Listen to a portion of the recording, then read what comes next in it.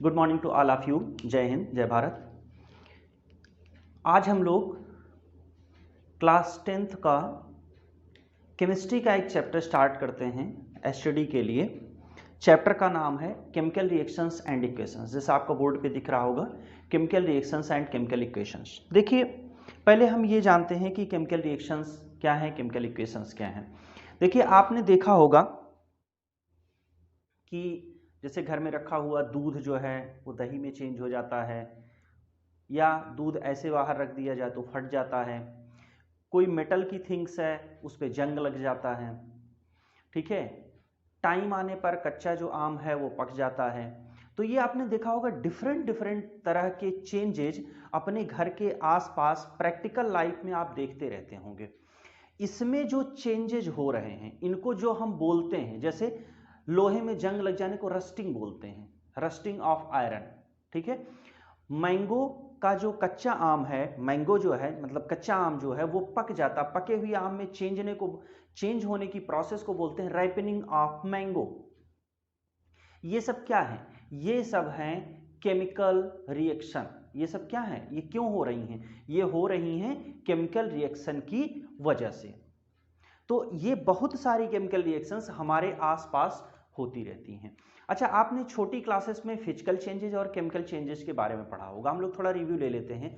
देखो, physical changes के लिए कहते हैं कि फिजिकल चेंजेस वो होती हैं जिनसे अगर हम एक मटेरियल दूसरे मटेरियल में चेंज करते हैं उसको फिर से रिवर्स कर सकते हैं, मतलब हम उस पदार्थ को फिर से पा सकते हैं, उस मैटर को फिर से पा सकते हैं, तो इसको बोलते हैं फिजिकल चेंज। जैसे मान लीजिए आपने चीनी को पानी में डिसॉल्व किया, चीनी को पानी में डिसॉल्व किया, चीनी क्या है, पानी में डिसॉल्व हो गया, घुल गया, सॉल्यूशन बन गया। आपने क्या किया कि उसको गर्म किया, एक बीकर में ले लिया, उसको गैस पे रख करके आपने गर्म किया, और जब आप गर्म करते हैं तो गर्म करने के बाद वाटर वेपर के फॉर्मेट में उड़ जाता है और आपको शुगर पार्टिकल मिल जाता है। तो ये कैसा चेंज है? ये फिजिकल चेंज है।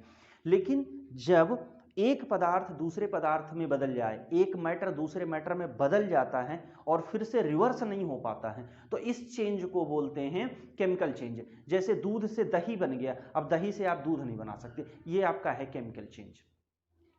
तो आई होप कि आपको समझ में आया होगा कि फिजिकल चेंज और केमिकल चेंज क्या है। तो केमिकल चेंज, हमारे आसपास बहुत सारे केमिकल चेंज डेली होते रहते हैं। हमारी डेली लाइफ में हमें केमिकल चेंज देखते रहते हैं, हम इस तरह के बहुत सारे चेंजेस देखते रहते हैं, ठीक है।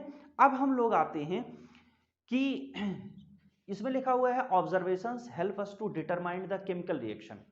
कुछ ऑब्जर्वेशंस है जो हमें हेल्प करती हैं ये डिटरमाइन करने में कि ये केमिकल रिएक्शन है या नहीं है। जैसे हर चीज का एक इफेक्ट होता है, जैसे कि जहां पर केमिकल रिएक्शन हो रही होगी, जहां पर केमिकल रिएक्शन हो रही होगी या जहां पर केमिकल रिएक्शन हो चुकी होगी, दोनों प्रोसेस में कुछ चेंजेस हमें दिखाई देते हैं। जैसे प्रैक्टिकल एग्जांपल आपने देखा होगा कि बहुत सारी, जब लीफ जो है, लीफ फॉल डाउन एक सिचुएशन होती है, उसके बाद गर्मी आती, मतलब पतझड़ का महीना होता है, पतझड़ आता है, पतझड़ के बाद क्या होता है कि आपका गर्मी का सीजन आता है, लीव्स जो है ड्राई हो जाती हैं। उसके बाद जब बारिश का महीना आता है तो आप देखते हैं कि जहाँ जहाँ पे भी लीव्स का कलेक्शन होता है उसमें बहुत सारे बैक्टीरिया, स्मॉल इंसेक्ट्स, बहुत सारे इंसेक्ट्स उसमें रहते हैं और वो उसको अपने फूड के फॉर्मेट में यूज करते हैं और वहाँ से एक बहुत ही बैड स्मेल आती है, ठीक है। तो इससे हम क्या जानते हैं कि यहाँ पे कुछ चेंजेज हो रहा है, कुछ चेंज हो रहा है, जबकि गर्मियों में उन्हीं लीव्स के बीच में से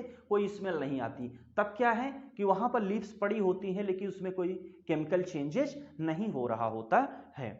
तो अब हम लोग ऑब्जर्वेशंस देखते हैं कि क्या है जो ये ऑब्जर्वेशंस हमें बताता है, कैसे हम जाने कि केमिकल चेंज हो रहा है। पहले आपका आया चेंज इन अ स्टेट। जहां पर केमिकल चेंज हो रहा होता है वहां स्टेट चेंज होती है। जैसे सॉलिड से लिक्विड, लिक्विड टू गैस, या gas to liquid, liquid to solid, कुछ भी, कुछ ना कुछ चेंजेज इस तरह का चेंज आपको दिखाई देगा, ठीक है।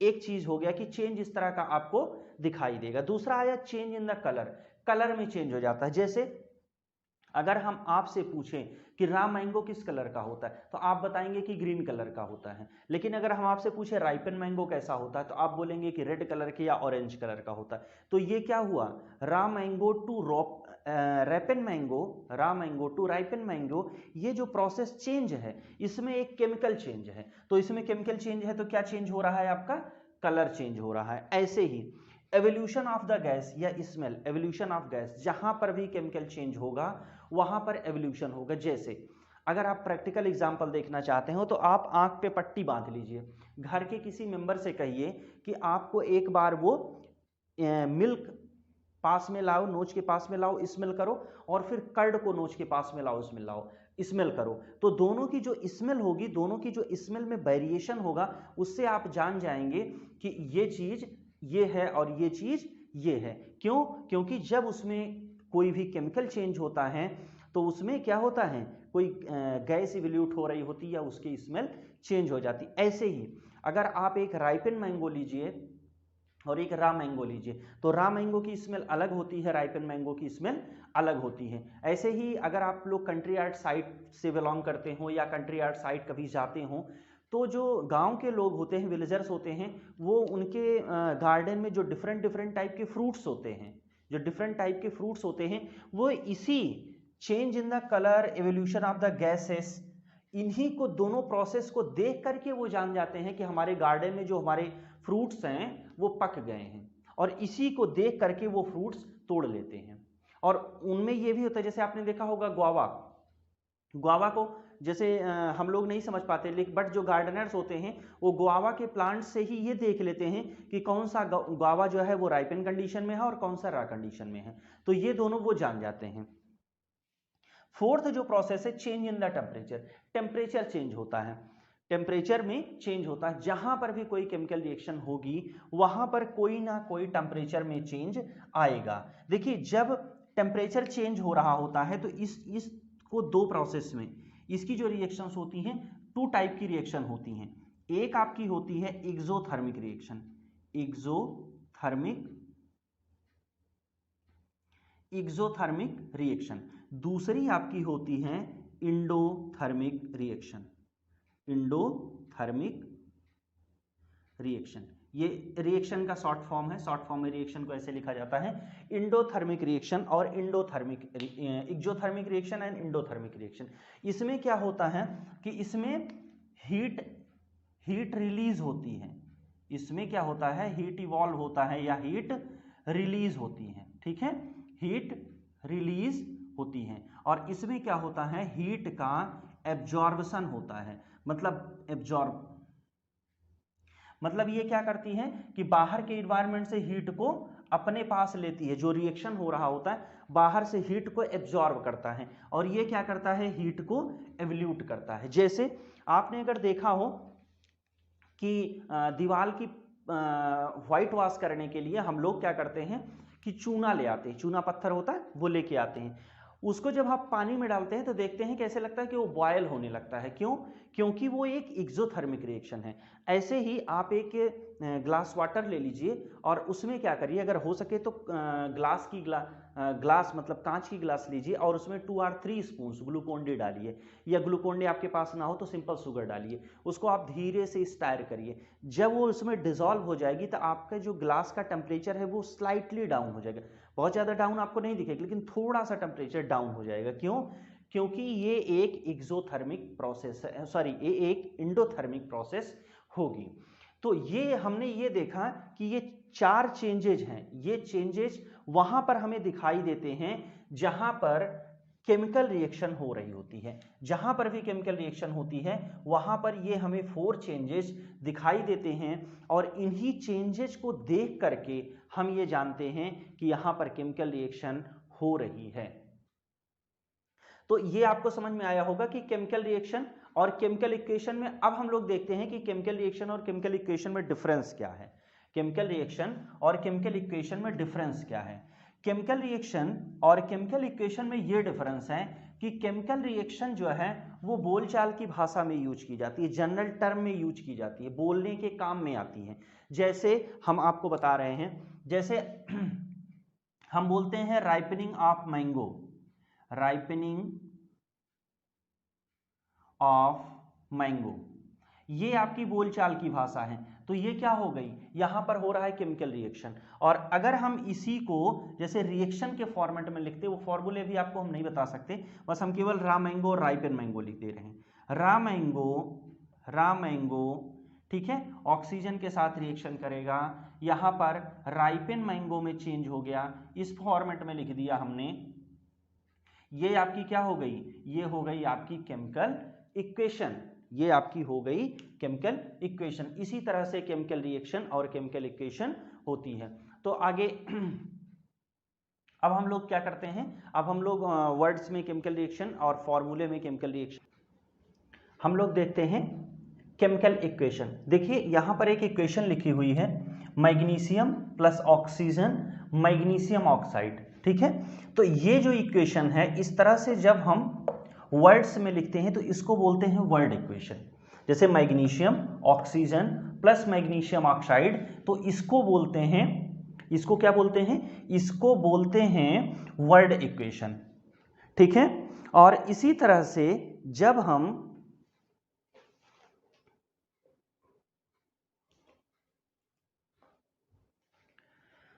मैग्नीशियम को अल्फाबेटिकल फॉर्मेट में लिख देते हैं, ये क्या है, मैग्नीशियम का फॉर्मूला है। ऑक्सीजन को कैसे रिप्रेजेंट करते हैं, O2 से। मैग्नीशियम MgO को रिप्रेजेंट करेंगे MgO से। तो ये फॉर्मूला के फॉर्मेट है, इसलिए इसको बोलते हैं फॉर्मूला इक्वेशन। तो ये आपका हो गया वर्ड इक्वेशन और ये आपका हो गया फॉर्मूला इक्वेशन। तो ये दो तरह से केमिकल इक्वेशंस को हम रिप्रेजेंट करते हैं, दो तरह से हम केमिकल इक्वेशन को रिप्रेजेंट करते हैं। अब आइए जरा हम देखते हैं बैलेंस्ड केमिकल इक्वेशन। पहले हम देखते हैं बैलेंस्ड केमिकल इक्वेशन, किस तरह से हम केमिकल इक्वेशन को बैलेंस करेंगे। जैसे आपकी जो पिछली इक्वेशन लिखी थी उसी में देखते हैं। जैसे Mg लिखा था प्लस 1/2, सॉरी ये नहीं लिखेंगे, पहले हम इसको सिंपल फॉर्मेट में लिखते हैं और फिर इसको लिखेंगे MgO। इसको दो तरह से इक्वलाइज कर सकते हैं। एक तो देखिए नंबर ऑफ मैग्नीशियम कितने हैं, यहाँ पे नंबर ऑफ मैग्नीशियम है आपका यहाँ पर 1। राइट हैंड साइड में देख लीजिए यहाँ पे कितना है 1, ठीक है। हमें क्या करना होता है कि जो भी एलिमेंट हम देखते हैं उसको लेफ्ट हैंड साइड में और राइट हैंड साइड दोनों साइड में देखना होता है। तो मैग्नीशियम लेफ्ट हैंड साइड में 1, राइट हैंड साइड में 1। ऑक्सीजन लेफ्ट हैंड साइड में 2, राइट हैंड साइड में 1। ये है, या तो यहाँ पे आप ऐसा करिए कि 1/2 कर दीजिए। 1/2 करेंगे तो ये 2 नीचे आएगा, 2 से 2 कैंसिल हो जाएगा, तो 1 ऑक्सीजन इक्वल हो गया। एक तरीका ये हो गया आपका। या अगर आप चाहें तो इस बैलेंसी रिएक्शन को इस तरह से भी आप बैलेंस कर सकते हैं, लाइक दिस MgO, ठीक है।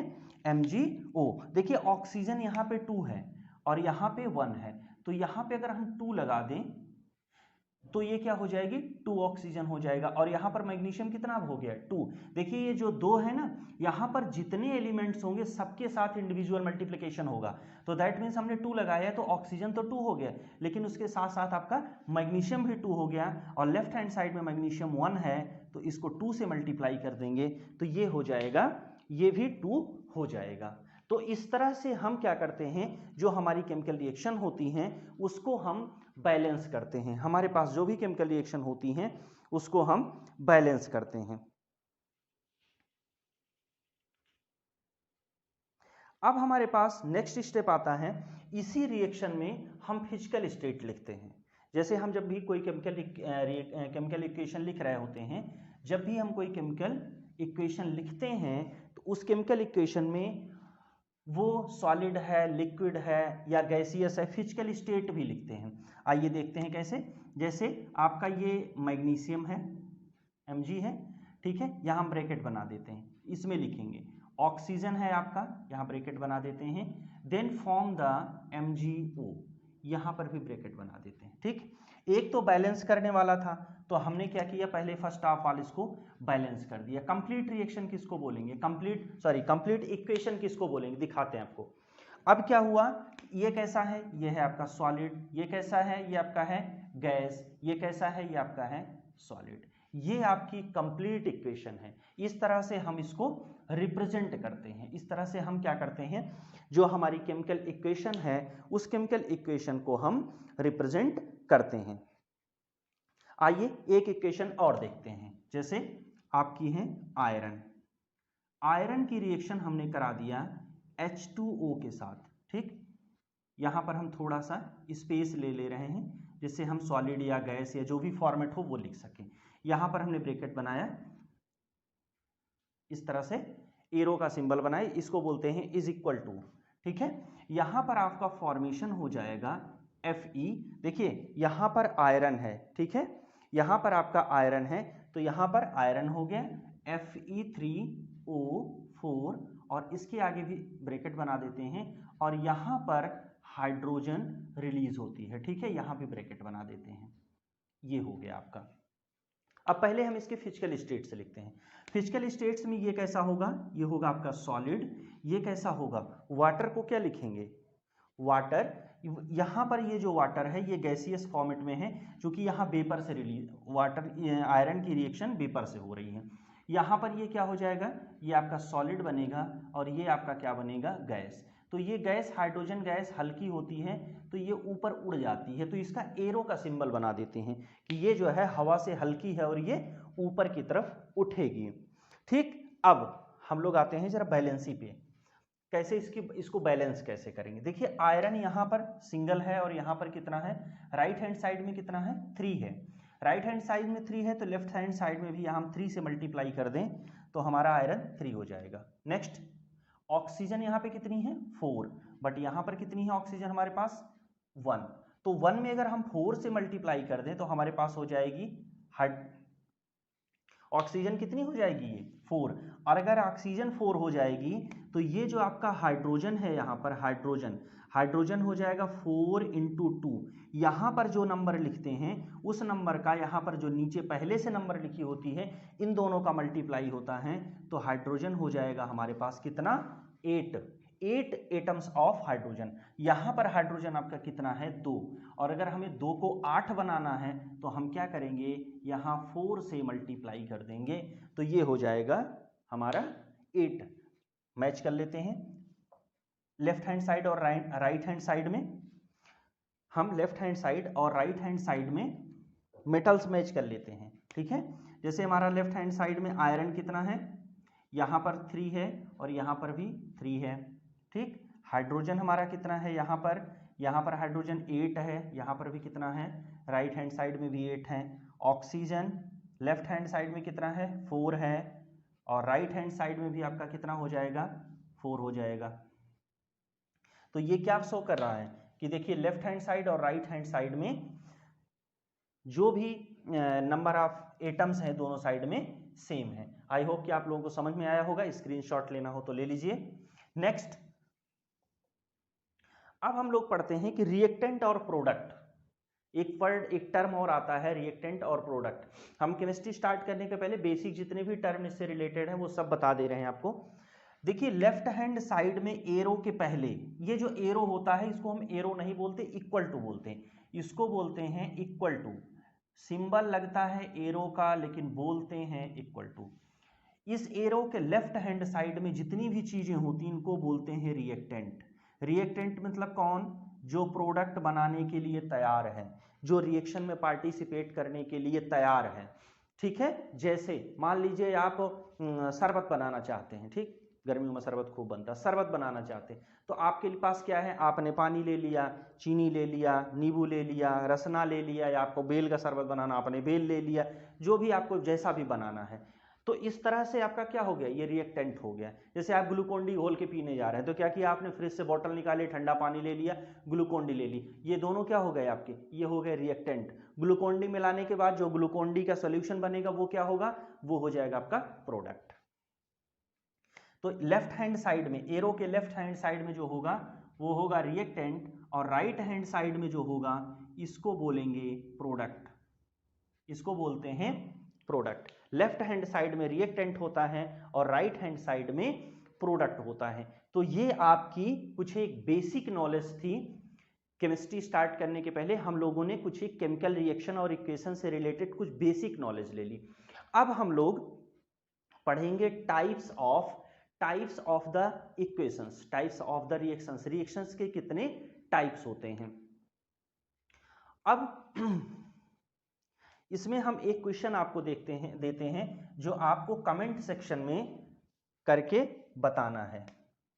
क्वेश्चन आपका एक क्वेश्चन है जो आपको कमेंट सेक्शन में बताना है, what is difference what is difference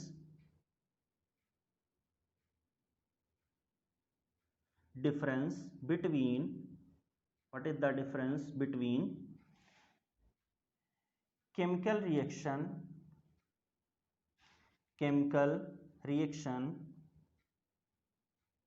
and equation.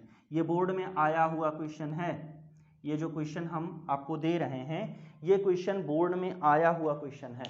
तो इसका हम चाहते हैं कि ज़्यादा से ज़्यादा कमेंट करके इसका आंसर आप हमें बताइए, और ये करिएगा कि इसका आंसर आप गूगल पे सर्च करके कॉपी पेस्ट मत करिएगा। कोशिश करिएगा कि आपको जो समझ में आ रहा है, वीडियो देखने के बाद आपको जो केमिकल रिएक्शन और केमिकल इक्वेशन में समझ में आ रहा है वो चीज़ आप हमें बताइएगा।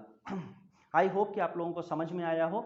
अगर समझ में आया हो तो आप इसको ज़्यादा से ज़्यादा लोगों तक पहुँचाइए, शेयर करिए, जिससे ज़्यादा से ज़्यादा लोगों को फ़ायदा हो सके।